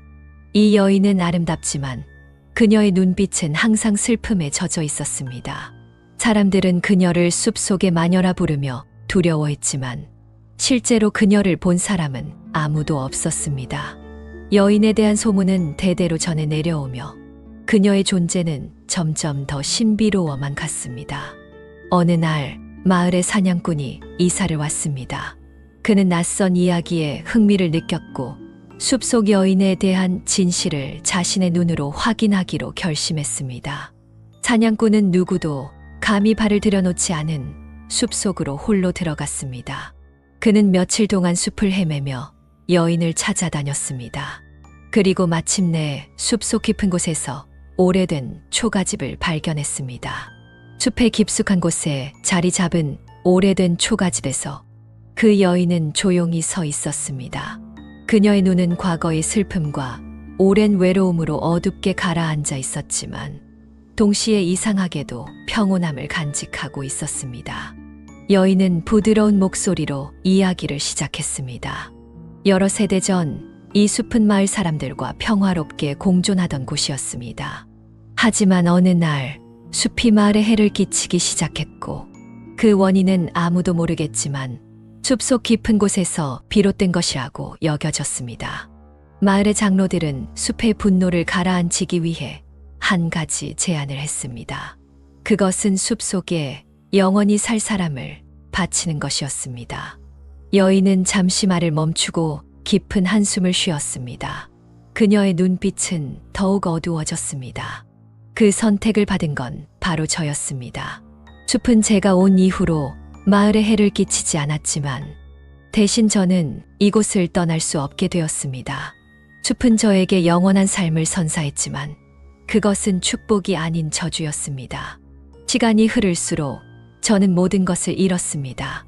사랑하는 사람들, 친구들, 심지어 마을 사람들조차도 저를 잊어버렸습니다. 저는 숲의 일부가 되었고 숲은 저를 그 누구도 찾을 수 없는 곳에 숨겨놓았습니다. 사냥꾼은 여인의 이야기에 깊이 빠져들었고 그녀의 슬픔과 고독을 느낄 수 있었습니다. 그는 여인을 위로하려 했지만 말을 잇지 못했습니다. 숲의 어둠이 초가집 안으로 스며들며 두 사람 사이의 공기는 무겁고 차가워졌습니다. 그래서 당신은 이제 이 숲에서 나갈 수 없습니다. 이 숲은 당신을 받아들이지 않을 겁니다. 이곳은 당신이 있을 곳이 아니에요. 사냥꾼은 여인의 말에 깊이 빠져들었고 그녀의 슬픔과 절망의 마음이 아파왔습니다. 그러나 동시에 그는 여인의 이야기 속에서 뭔가를 해야 한다는 강렬한 욕구를 느꼈습니다. 그는 여인에게 조심스레 말했습니다. 당신의 이야기를 듣고 있자니 저도 모르게 당신과 이 숲, 그리고 마을 사이에 깊이 얽힌 운명을 느낄 수 있습니다. 저는 이곳에 온 이유를 알 것 같았습니다. 당신의 저주를 풀고 숲과 마을 사이의 평화를 다시 가져올 방법을 찾아야 합니다. 여인은 사냥꾼의 말에 놀라며 그의 눈을 바라보았습니다. 그녀의 눈빛에서는 오랜 시간 동안 잃어버렸던 희망의 불꽃이 다시 타오르는 것 같았습니다. 그러나 그녀는 고개를 저으며 부정했습니다. 이미 많은 이들이 저를 구하려 했습니다. 하지만 그 누구도 성공하지 못했답니다. 이 숲의 저주는 너무나 강력합니다. 당신이 여기 있으면 당신도 위험해질 겁니다. 그러나 사냥꾼은 굴하지 않았습니다. 그는 숲을 탐험하며 여인을 구할 수 있는 방법을 찾기로 결심했습니다. 여인의 이야기에 따르면 숲의 분노를 가라앉히고 저주를 풀 수 있는 방법이 숲의 가장 깊은 곳, 아무도 가보지 못한 신비로운 곳에 숨겨져 있었습니다. 사냥꾼은 다음날 새벽 숲속으로 깊숙이 들어가기 시작했습니다. 그곳은 어둡고 시시각각 변하는 길들로 가득 차 있었으며 온갖 위험한 생물들이 도사리고 있었습니다. 하지만 그는 두려워하지 않았습니다. 그의 마음속에는 여인을 구하겠다는 굳은 결심뿐이었습니다. 여러 날과 밤을 숲에서 보내며 사냥꾼은 마침내 숲의 중심부에 도달했습니다. 그곳에는 고대 나무들이 하늘을 찌르듯이 우뚝 서 있었고 그 사이로 신비로운 빛이 새어나왔습니다. 그 빛의 출처는 바로 숲의 심장부, 영혼의 원천이라 불리는 작은 연못이었습니다. 전설에 따르면 이 연못에는 숲과 그 안에 사는 모든 생명체의 운명을 결정짓는 힘이 담겨 있었습니다. 사냥꾼은 조심스럽게 연못 가까이 다가갔습니다. 그의 발걸음은 무겁고 마음은 두려움으로 가득 차 있었지만 그의 결심은 확고했습니다. 연못의 물은 맑고 투명했으며 그 속에는 끝없이 반짝이는 작은 빛들이 떠다니고 있었습니다. 사냥꾼은 연못가에 서서 숲의 영혼과 대화를 시작했습니다. 위대한 숲의 영혼이여, 저는 여기 귀하의 뜻을 거스르고자 오지 않았습니다. 저는 단지 숲과 마을 사이의 평화를 되찾고 옛날부터 이어진 저주를 풀기를 원할 뿐입니다. 저에게 지혜와 힘을 주시어 이 어려움을 해결할 수 있게 도와주십시오. 그의 말이 끝나자 연못의 물이 서서히 움직이기 시작했습니다. 물 속의 빛들이 하나로 모여 사람 형태를 이루며 숲의 영혼이 사냥꾼 앞에 나타났습니다. 그 형상은 말없이 사냥꾼을 바라보았고 그의 눈앞에서 빛나는 구슬 하나가 나타났습니다. 이 구슬은 숲과 마을 사이의 조화를 이룰 수 있는 열쇠였습니다. 내 용기와 순수한 마음에 감동받았노라. 이 구슬을 여인에게 전해라. 그녀의 손에서 이 구슬이 빛나기 시작하면 숲의 저주는 풀리고 모든 것이 원래대로 돌아갈 것이다. 사냥꾼은 구슬을 받아들고 연못을 떠나 초가집으로 돌아갔습니다. 여인은 여전히 그를 기다리고 있었습니다. 사냥꾼이 그녀에게 구슬을 건네자 그녀의 손에서 구슬이 밝게 빛나기 시작했습니다. 순간 주변의 모든 것이 빛으로 가득 차며 숲은 점점 밝아졌습니다. 저주가 풀리면서 숲은 마치 수백 년의 시간이 거꾸로 돌아가는 듯 순식간에 생명력이 넘치는 곳으로 변모했습니다.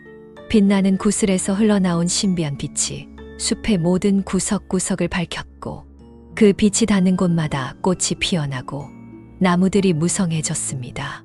숲속의 동물들이 기쁨의 노래를 부르기 시작했고 오랜 시간 동안 무겁게 가라앉아 있던 공기가 맑고 상쾌하게 변했습니다.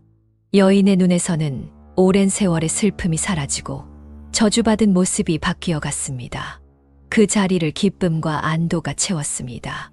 그녀의 얼굴에는 다시 한번 미소가 번졌고 그녀의 미소는 숲을 더욱 밝게 만들었습니다. 여인이 구슬을 손에 쥔 채로 숲속을 걸어가자 그녀의 발걸음에서 꽃이 피어나기 시작했습니다. 그녀는 이제 숲의 일부가 아닌 숲과 함께하는 존재로 거듭났습니다. 사냥꾼은 멀리서 이 모든 변화를 지켜보았습니다.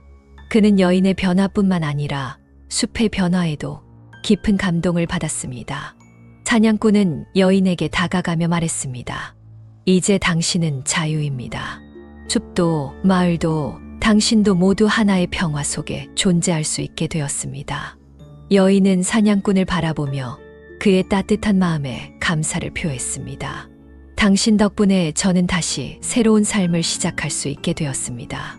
당신은 저뿐만 아니라 이 숲 전체에 새 생명을 주었습니다. 여인과 사냥꾼은 숲에서 함께 나와 마을로 돌아왔습니다. 마을 사람들은 숲에서 벌어진 기적을 듣고 깊은 감동을 받았습니다. 여인에 대한 오해와 두려움이 사라졌고 마을 사람들은 그녀를 따뜻하게 맞이했습니다. 숲과 마을 사이에 오래된 벽이 허물어지고 서로 간의 신뢰와 우정이 새롭게 싹 텄습니다. 여인과 사냥꾼은 숲과 마을 사이에서 존경받는 인물이 되었고 그들의 용기와 사랑은 세대를 거쳐 전해지는 전설이 되었습니다.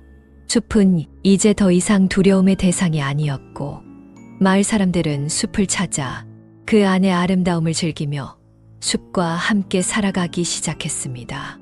숲과 마을은 서로를 보호하며 더 큰 조화 속에서 번영하기 시작했습니다.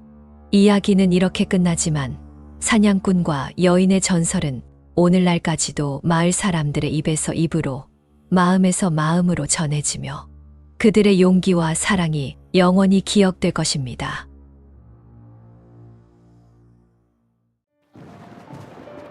조선시대 끝자락 경기도 김포시와 강화도를 잇는 손돌목에서는 오늘날까지도 손돌의 비극적인 전설이 전해져 옵니다.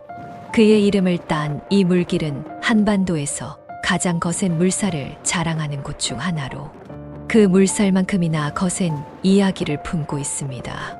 손돌은 생전에 강화도로 가는 배를 운항하던 뱃사공이었습니다.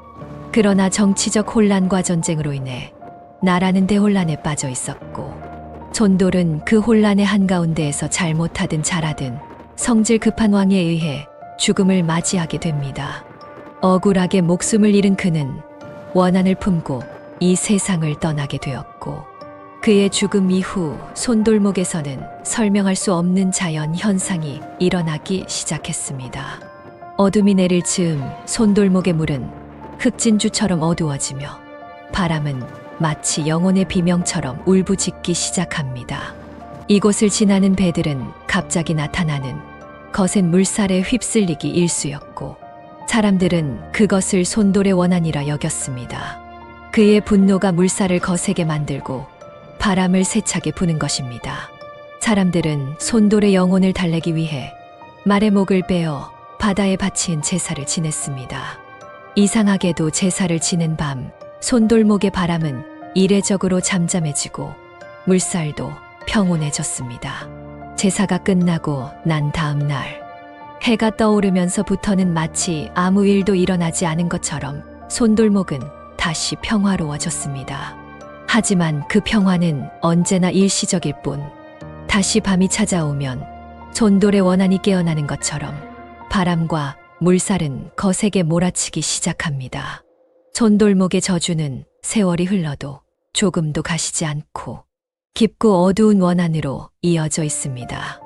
그것은 마치 손돌의 영혼이 이곳에 영원히 머물며 그의 분노와 슬픔이 시간을 초월해 현재까지도 이어지는 것처럼 느껴집니다. 손돌의 마지막 순간은 비극 그 자체였습니다. 그는 억울한 죄로 몰려 정의라는 이름 하에 잔인한 형벌을 받았으며 그의 영혼은 하늘 품고 이 세상을 떠났습니다.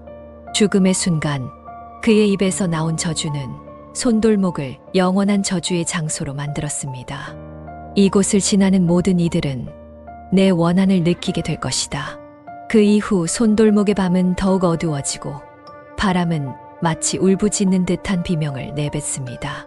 제사를 지내고 나서 잠시 평화로워 보이는 것은 착각일 뿐 손돌의 영혼은 여전히 불안과 분노로 가득 차 있습니다.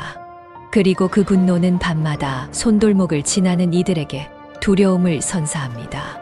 제사가 지내진 밤 목을 베인 말에 피가 바다로 흘러들고 그 피는 손돌의 원한을 달래는 제물로 사용됩니다. 그러나 이는 손돌의 영혼을 완전히 달래기에는 충분치 않습니다. 손돌목의 어둠 속에서 사람들은 가끔씩 고통받는 소리와 함께 손돌의 목소리를 듣곤 합니다. 그 목소리는 분노와 슬픔이 섞인 절규로, 목소리를 들은 이들은 오랜 시간 동안 남는 공포를 선사합니다. 손돌목을 지나는 배들은 종종 갑자기 나타나는 거센 물살에 휩쓸리곤 합니다. 배 위의 사람들은 손돌의 원한을 직접 느끼며 그의 분노가 만든 파도와 바람에 맞서 싸워야 합니다. 일부는 그것을 넘어서지만 일부는 손돌의 분노에 굴복하여 바다속 깊은 곳으로 사라집니다. 달이 구름에 가려져 어둠이 이곳을 완전히 삼킬 때 손돌의 분노는 마치 살아있는 생명체처럼 움직이기 시작합니다. 어둠 속에서 빛나는 물결은 흑진주처럼 신비로우나 그 아름다움 뒤에 숨겨진 것은 무시무시한 저주입니다. 밤중에 손돌목을 지나는 이들은 종종 어떤 형태도 없는 소리에 사로잡힙니다. 바람이 속삭이는 듯 손돌의 목소리가 물결 위로 퍼져나가며 그의 절망과 분노를 전합니다. 이곳을 지나는 이들은 내 고통을 함께할 것이다. 그 소리는 듣는 이의 마음속에 공포를 심어 몸이 얼어붙게 만듭니다. 제사가 끝난 후 잠시 동안의 평화는 손돌의 분노를 잠재우기에는 턱없이 부족합니다. 오히려 그는 더 강력한 방식으로 자신의 존재를 알립니다. 어떤 밤에는 손돌목 주변을 지나는 배에서 물살에 이끌린 듯 수면 아래로부터 솟아오르는 검은 손이 보이기도 합니다. 그 손은 배를 향해 뻗어오르며 선원들의 발목을 붙잡아 바다 깊은 곳으로 끌어당기려 합니다. 이야기를 전해 듣고 호기심에 손돌목을 찾는 이들도 있습니다. 하지만 그들 중 일부는 알 수 없는 사고에 휘말려 영영 돌아오지 못하는 경우도 있습니다. 그들이 마지막으로 들었다는 것은 손돌의 슬픈 절규와 함께 불어오는 차가운 바람, 그리고 바다 깊은 곳에서 들려오는 끔찍한 소리였다고 전해집니다. 손돌의 저주에 사로잡힌 손돌목은 그 누구도 쉽사리 넘볼 수 없는 곳입니다. 이곳을 지나려는 이들은 반드시 손돌의 영혼을 달래기 위한 제사를 지내야 하며, 그렇지 않을 경우 그들의 배는 바다 속 깊이 사라져 영원히 손돌의 분노와 함께 있게 됩니다. 손돌목의 이야기는 여기서 끝나지 않습니다.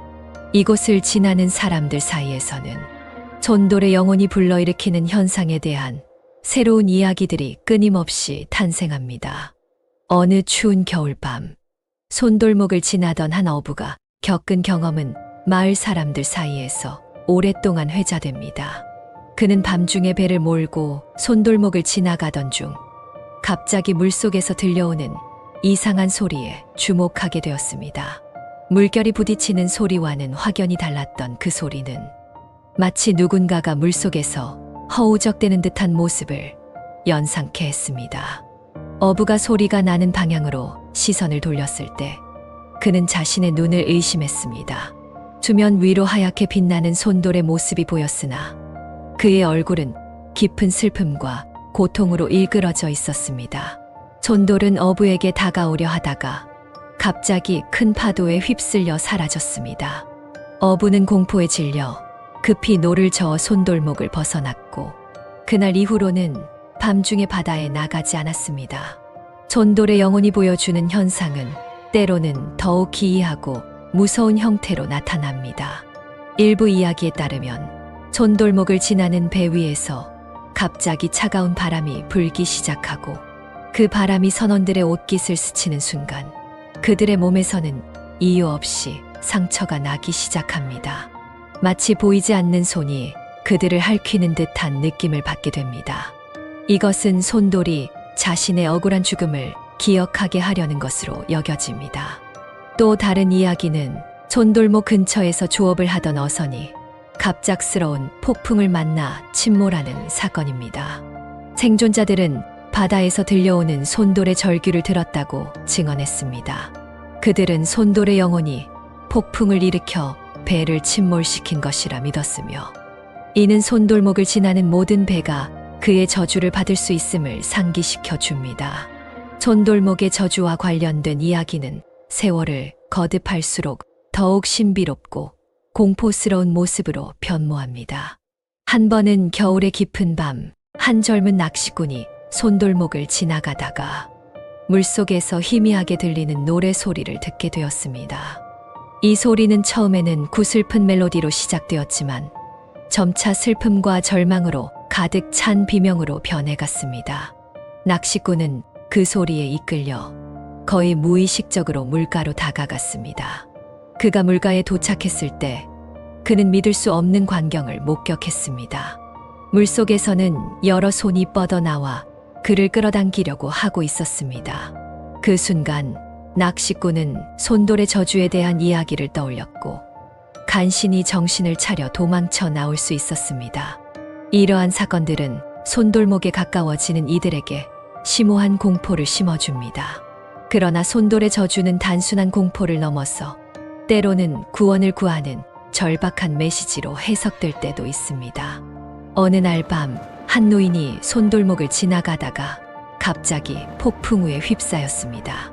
노인은 폭풍우 속에서 손돌의 목소리를 듣게 되었는데 그는 자신의 억울함을 풀어달라고 애원하고 있었습니다.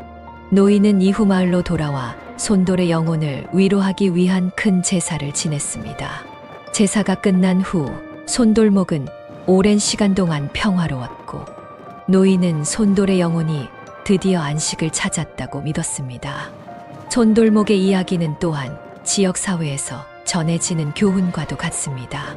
그것은 자연과 영혼에 대한 존중의 중요성을 일깨워주며 과거의 잘못을 바로잡기 위한 노력의 필요성을 상기시킵니다. 손돌목을 지나는 사람들은 더 이상 공포의 대상으로만 손돌을 바라보지 않습니다. 대신 그들은 손돌의 이야기를 통해 인간의 오만과 그로 인한 파괴적인 결과에 대해 깊이 반성하게 됩니다. 손돌목 근처에서 자라나는 식물과 동물들 역시 이 저주의 영향을 받는 것으로 여겨집니다. 가끔씩 손돌목 주변의 식물에서는 이상하게 빛나는 꽃이 피어나며 그 꽃은 손돌의 영혼이 세상에 남긴 마지막 흔적으로 여겨집니다. 이 꽃들은 이상할 정도로 밤에만 피어나며 그 모습은 마치 손돌이 이 세상 사람들에게 보내는 메시지와도 같습니다.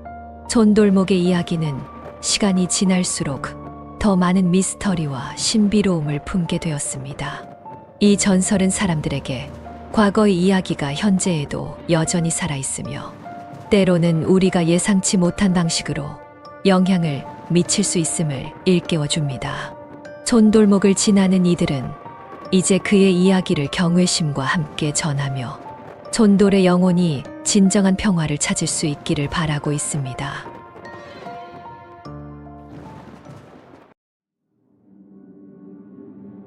옛날 영남의 땅에 윤정옥이라는 비극의 여인이 살았습니다. 밀양 부사의 딸로 태어난 그녀는 남다른 아름다움과 지혜를 소유하고 있었지만 운명의 잔혹함에 짓밟히게 됩니다.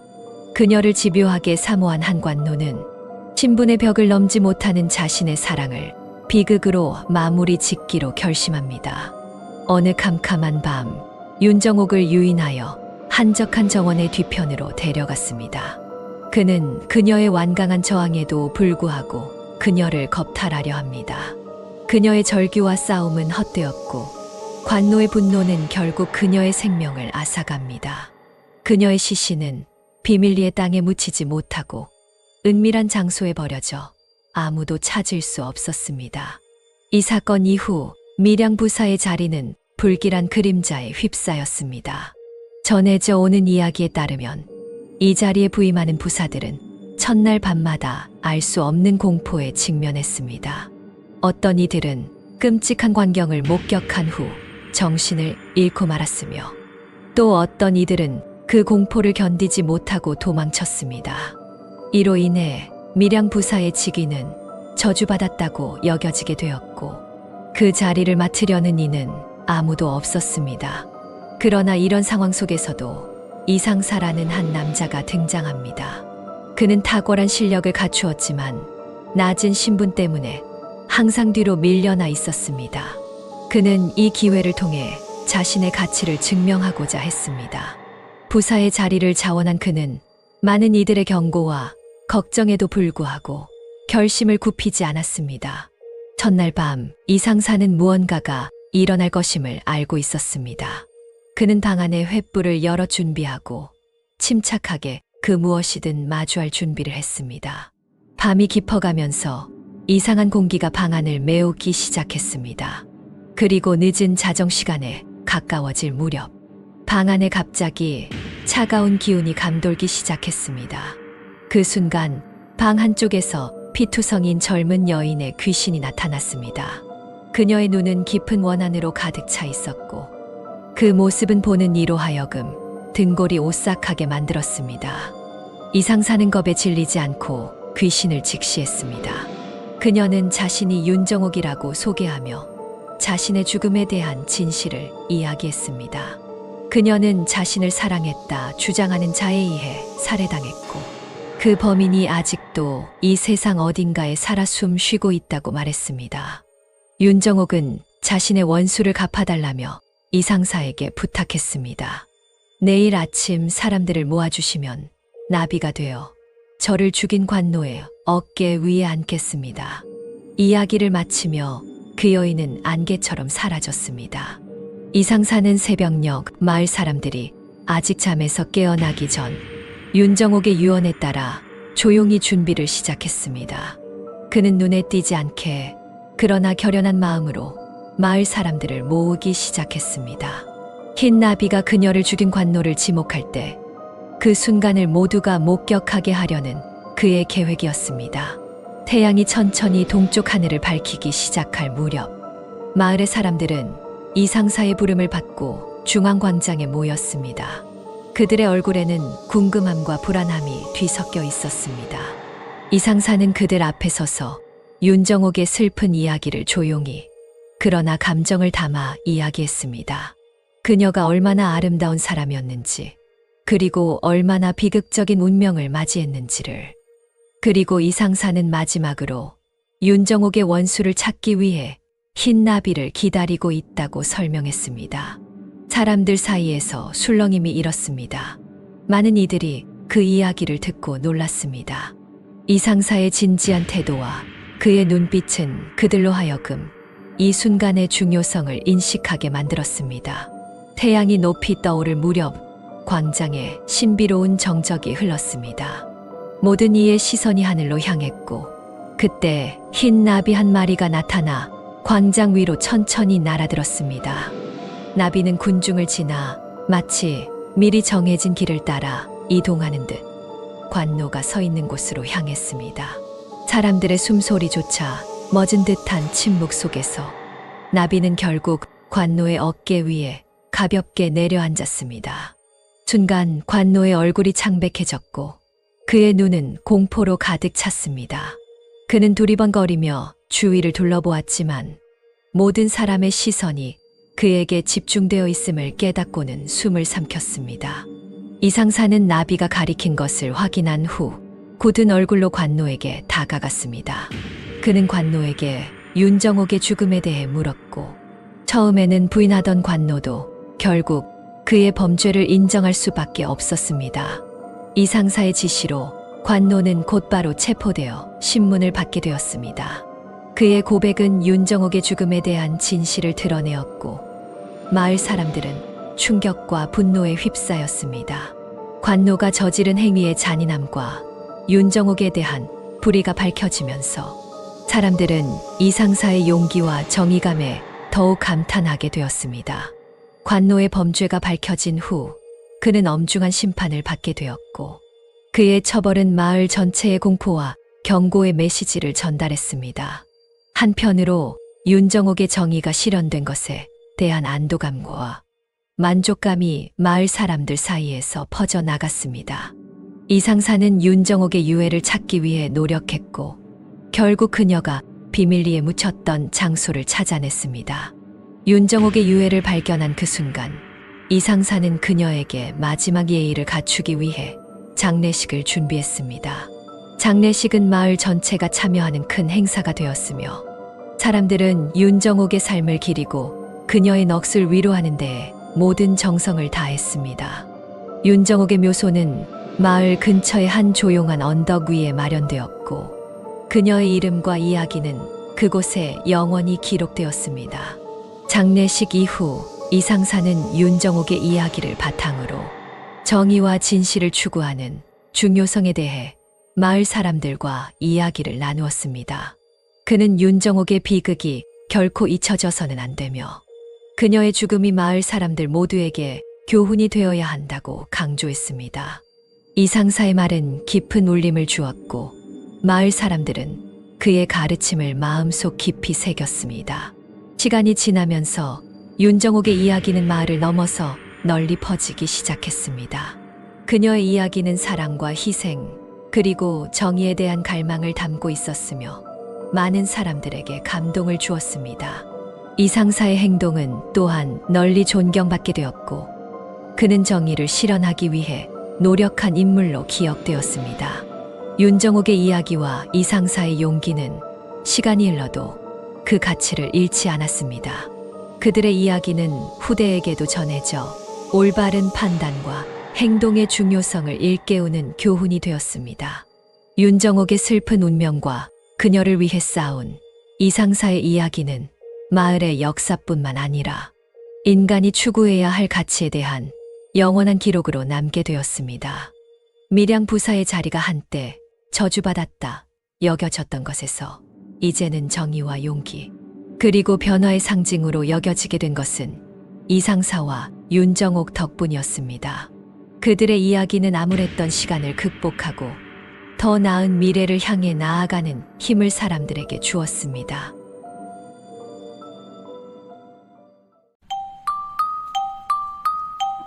시청해 주셔서 감사합니다. 구독, 좋아요는 저에게 큰 힘이 됩니다.